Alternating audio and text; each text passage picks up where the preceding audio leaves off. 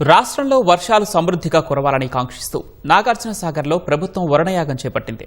సాగర్ తీరంలోని విజయ్ విహార్ ప్రాంగణంలో తెల్లవారుజాము 4 గంటలకు ప్రారంభమైన యాగం మధ్యాహ్నం 3 గంటల 20 నిమిషాలకు పూర్తి కానుంది.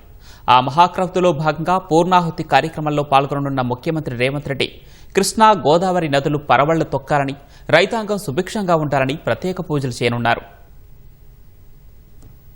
రాష్ట్రంలో నెలకొన్న ఎల్నినో పరిస్థితితో సాధారణం కంటే తక్కువ వర్షపాతం నమోదైంది. ఈ తరుణంలో వర్షాలు సమృద్ధిగా కురవాలని, నీటి కొరత తొలగాలని, పంటలు బాగా పండి అందరూ సుభిక్షంగా ఉండాలని కోరుతూ వరుణదేవుని పూజ నిర్వహిస్తుంటారు.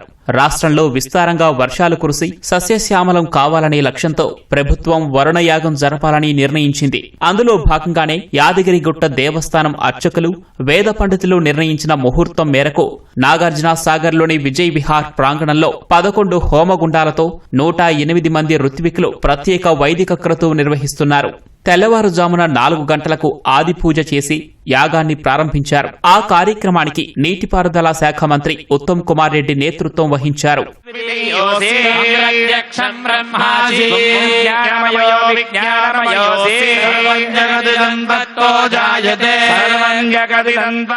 ముఖ్యమంత్రి రేవంత్ రెడ్డి ఆ మహాక్రతువులో పాల్గొననున్నారు. మధ్యాహ్నం 2 గంటలకు హైదరాబాద్ నుంచి హెలికాప్టర్లో బయలుదేరనున్న సీఎం 2 గంటల 45 నిమిషాలకు నాగార్జునసాగర్ హిల్ కాలనీలోని బీసీ రెసిడెన్షియల్ స్కూల్ కు చేరుకుంటారు. అక్కడి నుంచి విజయ్ విహార్ గెస్ట్ హౌస్ ప్రాంగణం వద్దకు చేరుకుని పూర్ణాహుతి కార్యక్రమంలో పాల్గొంటారు. కృష్ణా గోదావరి పరివాహక ప్రాంతంలో సమృద్ధిగా వర్షాలు కురిసి నదుల్లో ప్రవాహాలు పెరగాలని, రైతాంగం సుభిక్షంగా ఉండాలని కోరుతూ సీఎం రేవంత్ రెడ్డి ప్రత్యేక పూజలు చేస్తారు.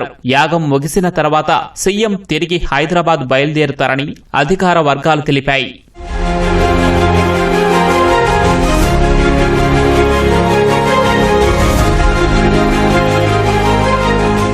తెలుగు రాష్ట్రాలకు సాగు, తాగునీరందించే వరప్రదాయినైన నాగార్జునసాగర్లో కనీస స్థాయిలో నీటి నిల్వలు నమోదు కాలేదు. ఎగువ ప్రాంతాల నుంచి వరద రాకపోవడంతో ప్రాజెక్టులో నీటి నిల్వలు తగ్గుతున్నాయి. ఆగస్టు 2వ వారం దాటినా సమృద్ధిగా వర్షాలు కురవకపోవడంతో ప్రభుత్వం అనేక సమాలోచనలు చేసింది. మానవ ప్రయత్నానికి దైవశక్తి తోడైతే ఏ కార్యక్రమమైనా విజయవంతమవుతుందన్న వేద పండితుల సూచన మేరకు ప్రభుత్వం వరుణయాగం తలపెట్టాలని నిర్ణయించింది.